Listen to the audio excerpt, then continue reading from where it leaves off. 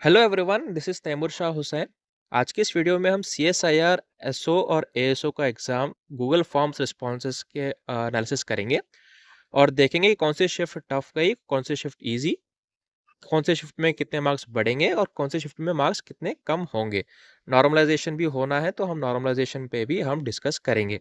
Video शुरू करने से पहले मैं आपको बता दूं, इसमें जो भी डेटा है वो आपके दिए दिए हुए डेटा के आधार पर एनालिसिस की जा रही है। तो ये ओनली मेरा ओपिनियन है, इसमें कोई दिल पे लेने वाली बात नहीं है। सिर्फ एनालिसिस के पर्पस के लिए ही आप इसको यूज़ करें।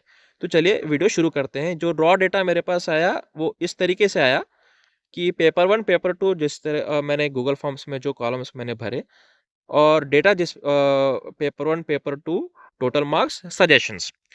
तो हाँ, इन्होंने कहा कि एनालिसिस मतलब गूगल फॉर्म्स अच्छा है तो गुड, ये अच्छी बात है।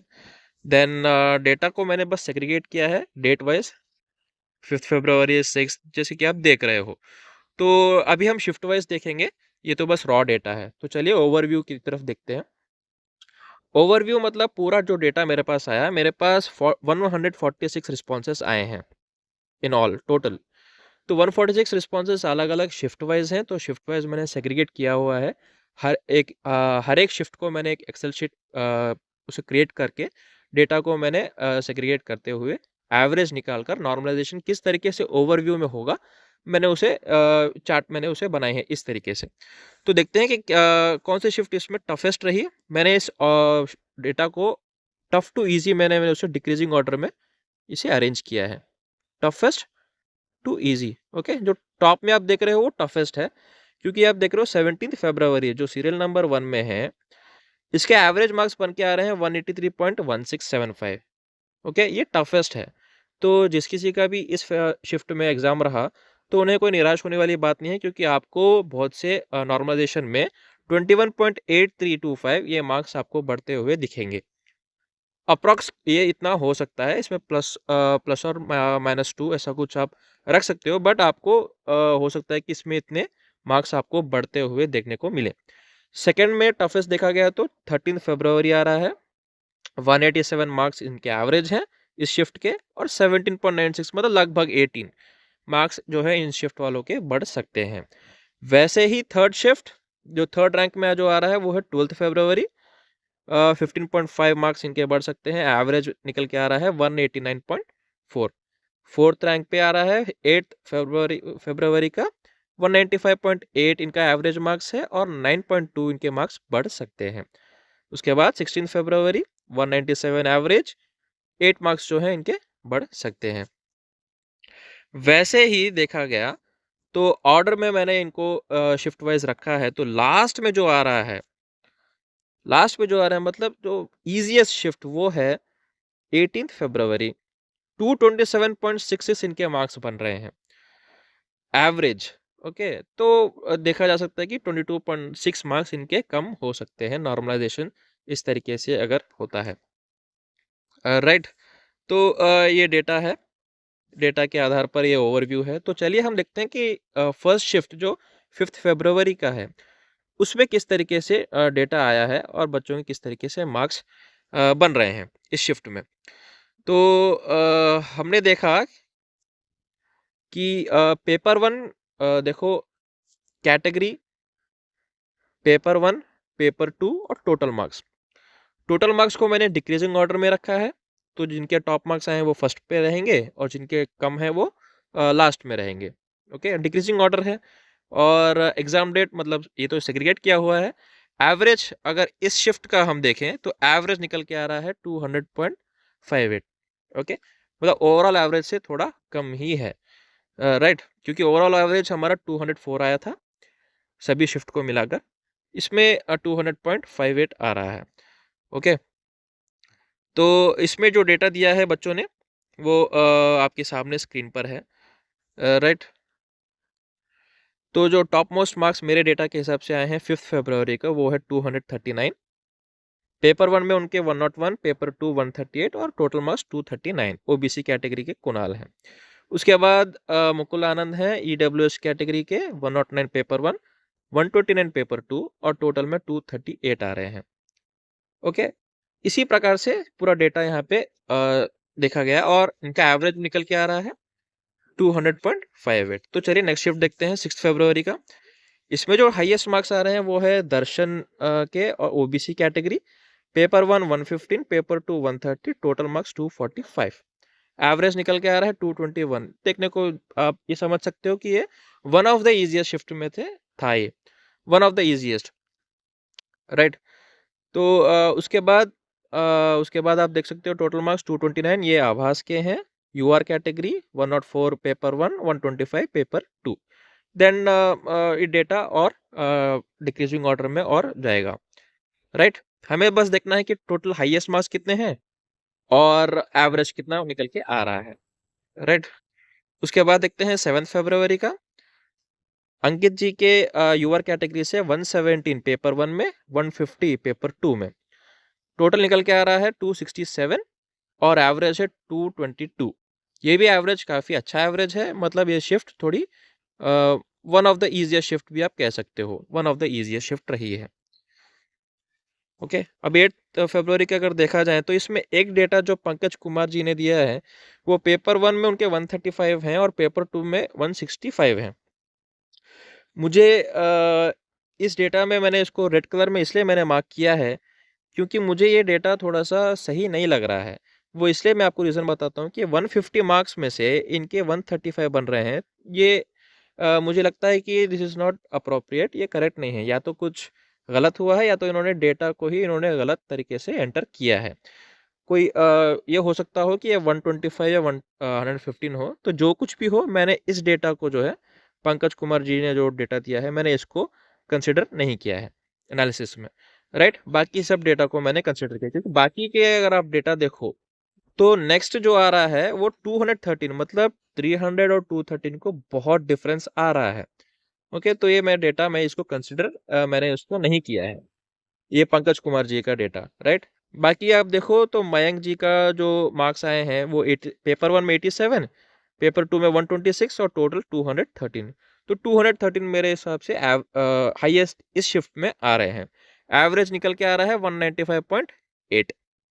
ओके, ये एवरेज से, ओवरऑल एवरेज से बहुत कम है, तो ये वन ऑफ द टफेस्ट हम इसे कह सकते हैं, one of the toughest, right. उसके बाद 9 फरवरी का डेटा अगर हम देखें तो अनुपम राणा को पेपर 1 में 91, पेपर 2 में 129.3, टोटल मार्क्स 220.33। ये भी एवरेज निकल के आ रहा है 210.4, राइट। उसके बाद 10 फरवरी का अगर हम देखें तो लक्ष्मी जी का पेपर 1 में 88, पेपर 2 में 142, टोटल मार्क्स 230, एवरेज 209.505। ओके, ये one of the easiest shift भी आप कह सकते हो। 11 फरवरी जीवन विश्वास के पेपर 1 में 101, पेपर 2 में 102, टोटल मार्क्स 217 और एवरेज निकल के आ रहा है 202.89। मतलब ये नॉर्मल शिफ्ट था, ना ही टफ ना ही इजी, मतलब नॉर्मल। इसमें ज़्यादा आपको कोई डिफरेंस देखने को नहीं मिल सकता है कि मार्क्स ज़्यादा इंक्रीज हो या ज़्यादा डिक्रीज हो, ऐसा कुछ देखने को नहीं मिलेगा इस शिफ्ट में। ओके, तो 12 फरवरी की बात की जाए तो अमन कुमार के हैं पेपर 1 में 97.6, पेपर 2 में 98.34, टोटल मार्क्स 209।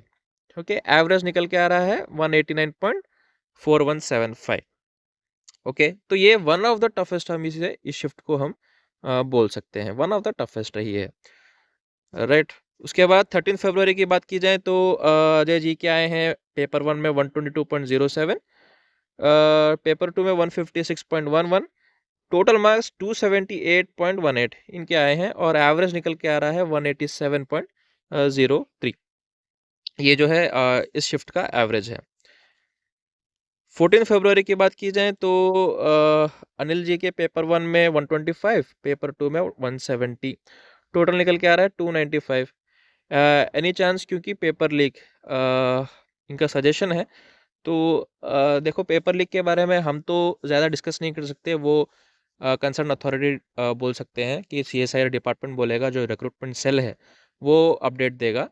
हम इसके ऊपर ज़्यादा ना सोचते हुए, ज़्यादा टाइम वेस्ट ना करते हुए, हमें जो करना है वो एग्ज़ाम देना है और बस एनालिसिस करना है इसको देखकर और आगे की तैयारी करनी है।